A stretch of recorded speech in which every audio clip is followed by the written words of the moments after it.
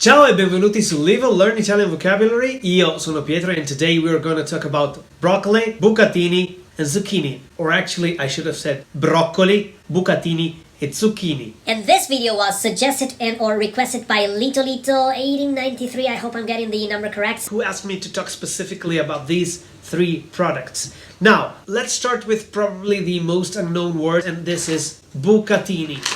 Bucatini. Now, don't look at the brand. I'm not sponsoring the brand. It's just that I happen to have these at home. You can see that this kind of pasta is called bucatini. If you haven't watched my video on spaghetti and linguine, go and watch it. This is another kind of spaghetti. But as you can see, I don't know if you can see from the picture, and then I will take one out of the box. These are thick spaghetti with a hole inside. And hole in Italian is buco. Buco is hole.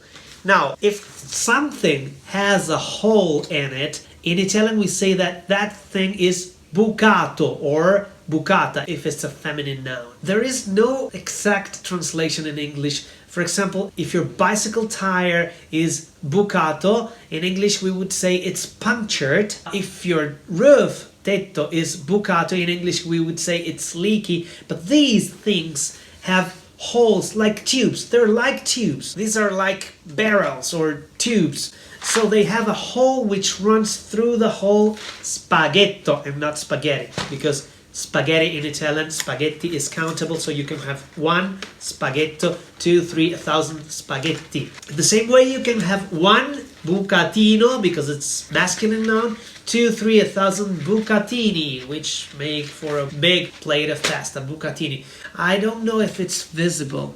And I don't know if it can focus, but here, there's a hole that runs through the whole. There's a hole that runs through the whole length of the bucatino.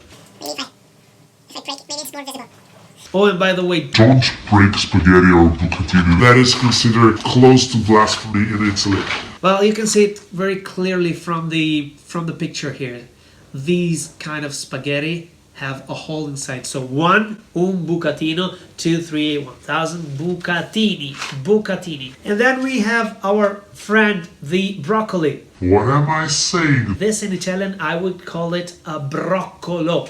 One broccoli head in Italian is commonly called un broccolo. Masculine noun, as it happens often, it ends with the letter O at the singular. Un broccolo, 2, 3, or 1,000 broccoli. Now, I think that if we want to be more technical, this is a cima di broccolo. The word cima means, for example, the top of a mountain or the top part of something. Cima is the top part of the broccolo plant. So this could also be called una cima di broccolo. But anyway, we call one of these usually un broccolo. If you have two or more, they're called broccoli. And let's get to zucchini, which in Italian we call zucchine. Now, this is a feminine noun. The singular, if I have one of these, it's called a zucchina. Very often, a feminine noun ends with the letter A at the singular. Zucchina. If you have 2, 3, or more, you would call them zucchine and not zucchini with an I in the end. Zucchine. Zucchine. Una zucchina, 3 zucchine. And if you have watched my video on Halloween, there I talk about zucca, which is a pumpkin. Zucchina as a word is the diminutive of zucca. A big zucca, a smaller one is called zucchina. I know that it's an entirely different vegetable, but it is what it is. The word zucchina is very closely related to the word zucca, pumpkin. And you know what? That's that for today's episode of Live Learn Italian Vocabulary. Like this video if you liked it. And if you have questions and you want me to make a video on any other subject, you can always write me a comment. And if I'm able, I will make a video on that particular thing.